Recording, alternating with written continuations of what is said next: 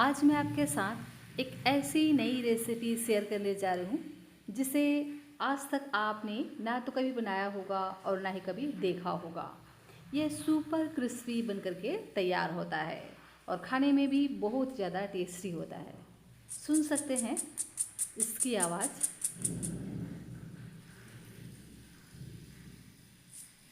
कि ये कितना क्रिस्पी बनकर के तैयार होता है ना। बहुत ही क्रिस्पी सी ये रेसिपी, वो भी बहुत ही कम इंग्रेडिएंट्स में।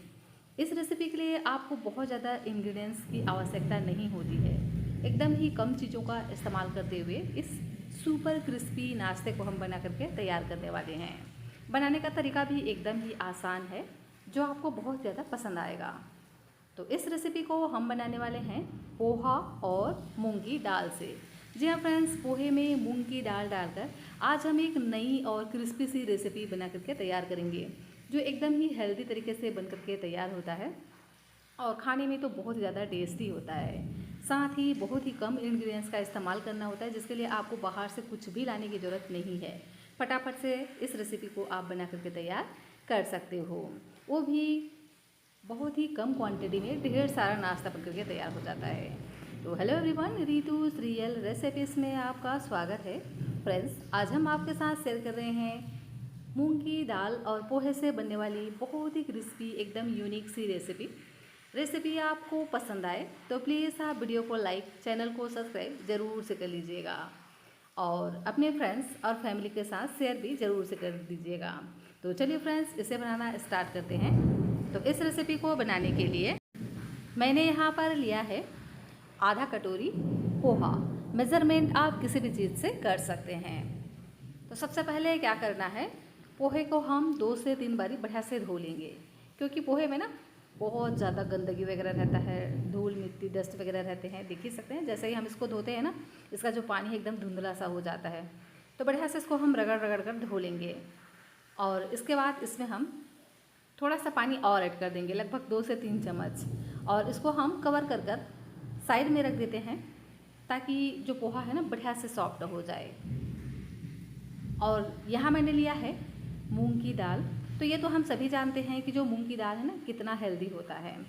तो आप मुझे ज़रूर से बताइएगा कि आपने कभी पोहा और मूंग की दाल से इस तरह की कोई रेसिपी ट्राई की है या नहीं। तो सबसे पहले क्या करना है, जितना हमने मूंग की दाल लिया है उतना ही हम पोहा लेंगे और दोनों को बढ़िया से धो लेंगे। तो मूंग की दाल में भी पाउडर वगैरह लगा रहता है, तो इसे भी हमें रगड़ रगड़ कर बढ़िया से धो लेना है 2 से 3 पानी, जब तक कि इसमें क्लीन पानी ना आने लग जाए। तो लीजिए, मैंने इसको बढ़िया से धो करके तैयार कर लिया है। अब हम क्या करेंगे, इसको इसी तरह से साइड में रख देते हैं 2 से 3 घंटे के लिए, ताकि जो मूंग की दाल है ना यह भी बढ़िया से फूल जाए। और देख ही सकते हैं 2 से 3 घंटे में इसकी जो क्वांटिटी है अच्छे से फूल कर ये 2 गुना हो गया है। तो अगर आप इसे सुबह ब्रेकफास्ट में बनाना चाहें तो इसे आप ओवरनाइट भीगने के लिए छोड़ सकते हैं, या अगर आप इसे जल्दबाजी में बनाना चाहें, मतलब आपके पास अगर टाइम नहीं है, तो इसे आप सिर्फ 1 घंटे भिगा कर भी ले सकते हैं, क्योंकि मूंग की दाल ना बहुत ही आसानी से 1 घंटे में भीग जाता है। देख ही सकते हैं बहुत ही अच्छे से ये भीग चुका है। तो अभी हम क्या करेंगे, लेंगे एक ग्राइंडर और सभी दाल को हम इसमें डाल देंगे। तो छानते हुए हम इसमें ऐड करेंगे, ताकि पानी इसमें बिल्कुल भी ना जाए। वैसे तो थोड़ा बहुत इसमें पानी चला ही जाता है, तो उतना भी हम इसको ग्राइंड कर लेंगे। बहुत ज़्यादा पानी हमें इसमें बिल्कुल भी ऐड नहीं करना है, इस बात का ध्यान रखिएगा। तो कई तरह से आपने मूंग की दाल की रेसिपी बनाई होगी, इस तरह से आज तक आपने मूंग की दाल और पोहे की कोई रेसिपी नहीं बनाई होगी। आप मुझे ज़रूर से बताइएगा कि इस तरह से कोई रेसिपी आपने ट्राई की है या नहीं, और नहीं की है तो एक बार ट्राई कर भी देखना, आपको यह रेसिपी बहुत ही ज़्यादा पसंद आएगा। एकदम ही क्रिस्पी करारा नाश्ता बन करके तैयार होता है। जब भी आप बनाएंगे ना, आप मुझे कमेंट करके ज़रूर से बताना कि रेसिपी आपको कैसी लगी। तो क्या करेंगे, सभी दाल को हम इसमें ऐड कर देंगे और इसमें हम डाल देंगे फ्लेवर के लिए कुछ चीज़ें। तो डालेंगे 1 हरी मिर्च और इसी के साथ ही में 1 इंच जितना अदरक हम इसमें ऐड कर देंगे और इसको हम बढ़िया से पीस करके तैयार कर लेंगे। तो मैंने इसमें बिल्कुल भी पानी ऐड नहीं किया था, छानते वक्त थोड़ा बहुत पानी चला ही जाता है, तो उसी से ही मैंने इसको बढ़िया से ग्राइंड कर लिया है। और देख ही सकते हैं ना, बहुत ही बढ़िया से ये ग्राइंड हो चुका है। एकदम चिकना सा पेस्ट हमें बना करके तैयार कर लेना है, बिल्कुल इसी तरह से। बिल्कुल भी इसमें बड़े चंक्स नहीं होने चाहिए, बड़े टुकड़े नहीं होने चाहिए, बढ़िया से स्मूथ सा हमें इसको पीस करके तैयार कर लेना है। अब हम इसकी 2 रेसिपीज़ बनाने वाले हैं, तो क्या करेंगे, 2 से 3 चम्मच यहाँ पर हम निकाल लेते हैं एक दूसरे बाउल में।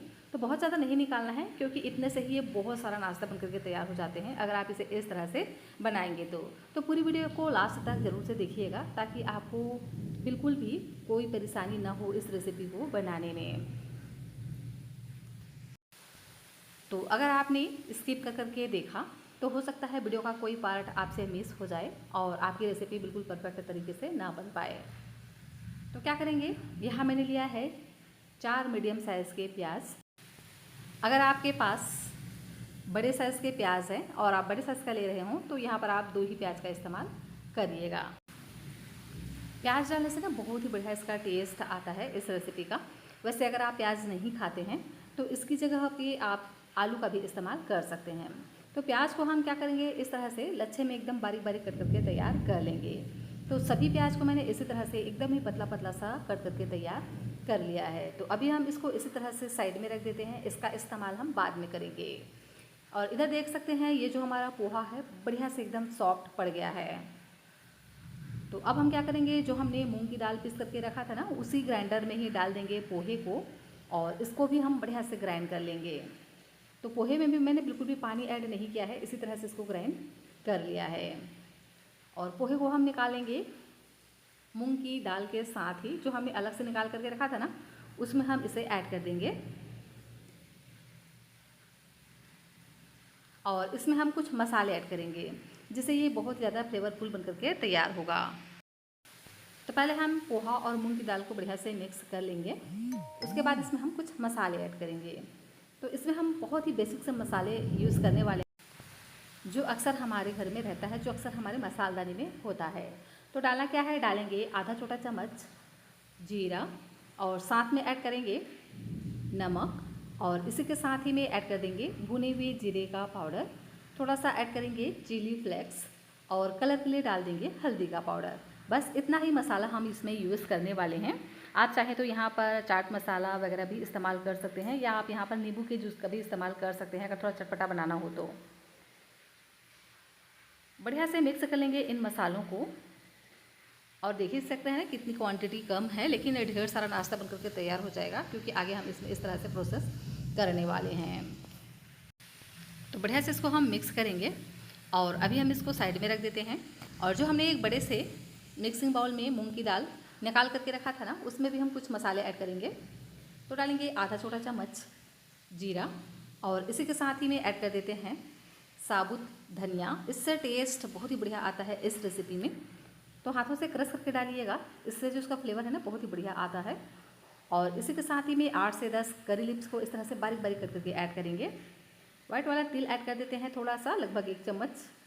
इससे ना क्रंची टेस्ट आता है, तो बहुत ही बढ़िया इसमें मज़े का टेस्ट आता है, तो ज़रूर से ऐड करिएगा। नहीं है तो आप ब्राउन वाला तिल का भी इस्तेमाल कर सकते हैं।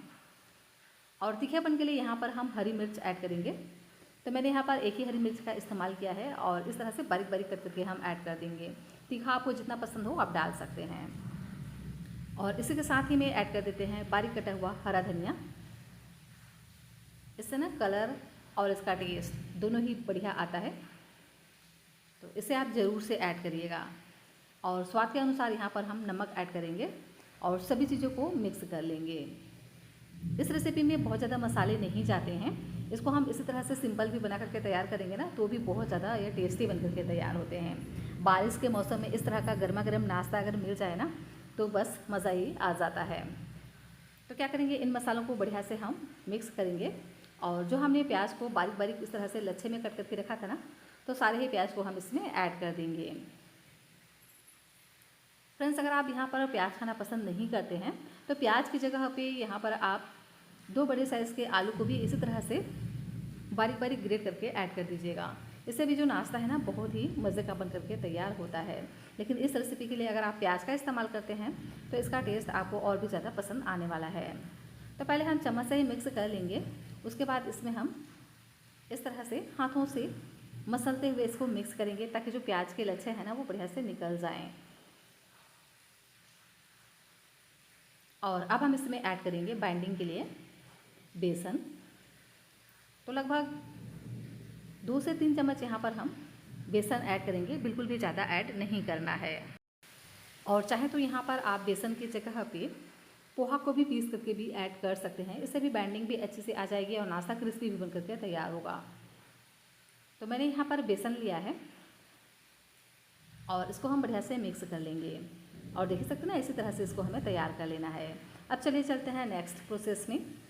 तो यहाँ मैंने एक पैन लिया है, पैन पे हम सिर्फ 1 चम्मच जितना ऑयल डालेंगे।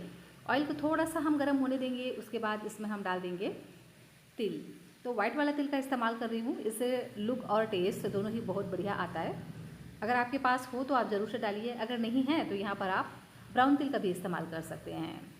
और जो हमने पोहा और मूंग की दाल को मिक्स करके रखा था ना, उसे हम इसमें ऐड कर देंगे। तो थोड़ा सा पहले तिल को भून लीजिएगा, इससे टेस्ट ना बहुत ही बढ़िया आ जाता है। अब हम मूंग की दाल और पोहा को बढ़िया से पकाएंगे। तो लो फ्लेम पे यह काम हमें करना है ताकि ये बिल्कुल भी तले पे चिपके ना और ये जले ना। तो अच्छे से हमें इसको इसी तरह से कंटिन्यू चलाते हुए 2 से 3 मिनट के लिए भून लेना है। इस तरह से अगर हम भून करके लेंगे तो इसका टेस्ट भी बढ़िया आ जाएगा मूंग की दाल का, और साथ ही एकदम थिक सा ये बन करके तैयार होगा, जिससे हमें नाश्ते को शेप देने में बहुत ही आसानी हो जाएगी। तो बिल्कुल भी इसको ज़्यादा टाइम नहीं लगता है, 2 से 3 मिनट का ही समय लगता है। बस इसे हमें लो फ्लेम पे इस तरह से चलाते रहना है, इस बात का ध्यान रखिएगा।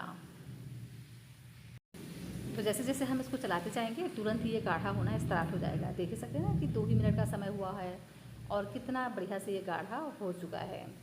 तो इसी तरह से थिक सी कंसिस्टेंसी में आने तक इसको हमें इसी तरह से चलाते रहना है, बिल्कुल डो की तरह हमें इसको बना करके तैयार कर लेना है।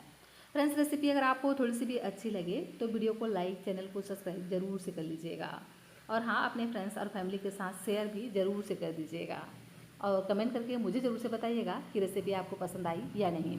और हाँ, आप मेरे चैनल को हाइप भी ज़रूर से कर लीजिएगा। और अभी हम क्या करेंगे, देख ही सकते हैं ना, जो मूंग की दाल और पोहा है बढ़िया से ये मिक्स हो चुका है, बिल्कुल डो की तरह ये बन करके तैयार हो गया है। तो इसी तरह से मसल कर बढ़िया से हम इसको तैयार कर लेंगे, बिल्कुल डो की तरह। जब ये बनने लगे तो उसके बाद ही हम इसमें डालेंगे ताज़ा हरा प्याज। इस तरह से लंबाई में छोटा छोटा कट करके हम इसको डालेंगे, इससे इसका लुक बहुत ही बढ़िया आएगा। और 1 मिनट के लिए बस इसको हम मिक्स कर लेंगे, बिल्कुल भी ज़्यादा टाइम तक इसको इस तरह से नहीं चलाना है प्याज के पत्ते को डालने के बाद, नहीं तो जो पत्ते का कलर है ना वो चेंज होने लगता है। तो इसे आप लास्ट में ही ज़रूर से ऐड करिएगा। बढ़िया से मिक्स करेंगे, उसके बाद इसको हम सेक देंगे। तो इस तरह से एक ग्रीस किया हुआ ट्रे, प्लेट, जो भी आपके घर में हो ले सकते हैं। मैंने इस तरह का ट्रे ले लिया है। बढ़िया से ऑयल से इसको ग्रीस कर लीजिएगा ताकि बहुत ही आसानी से ये निकल जाए। अब हम इसको गर्मा गर्म ही इसमें ऐड कर देंगे और इसको हम सेक देंगे। तो देखिए, मैं इसको स्क्वायर शेप में सेट कर रही हूँ। ये बहुत ही आसानी से इस तरह से सेट हो जाते हैं, बहुत ही बढ़िया इसका लुक भी आता है, और एक साथ ढेर सारा नाश्ता आपका बन करके तैयार हो जाता है, वो भी मूंग की दाल और पोहा से। तो पहले इस तरह से स्पैचुला से सेट कर लीजिएगा।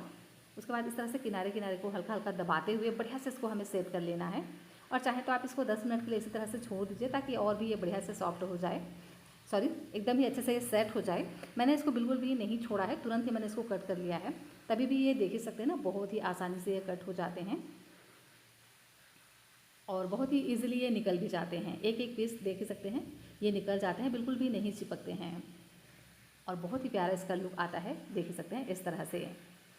तो इस तरह से किनारों से हल्का हल्का आप इसको दबा दीजिए ताकि ये अच्छे से सेट हो जाएं। और देख सकते हैं कितना प्यारा इसका लुक आता है अगर आप इसे इस तरह से बनाते हैं तो चाहे तो आप इसे इसी तरह से भी फ्राई कर सकते हैं, तभी भी जो रेसिपी है ना बहुत ही ज़्यादा क्रिस्पी बन करके तैयार होगा, क्योंकि ये पोहा और मूंग की दाल से बना हुआ है। लेकिन मैंने क्या किया है, यहाँ पर मैंने लिया है चावल का आटा। तो लगभग 2 चम्मच मैंने यहाँ पर चावल का आटा लिया है, और थोड़ा सा बस इसमें नमक डाल करके और थोड़ा सा हल्दी डाल करके इस तरह से मैंने इसका पतला सा स्लरी तैयार कर लिया है।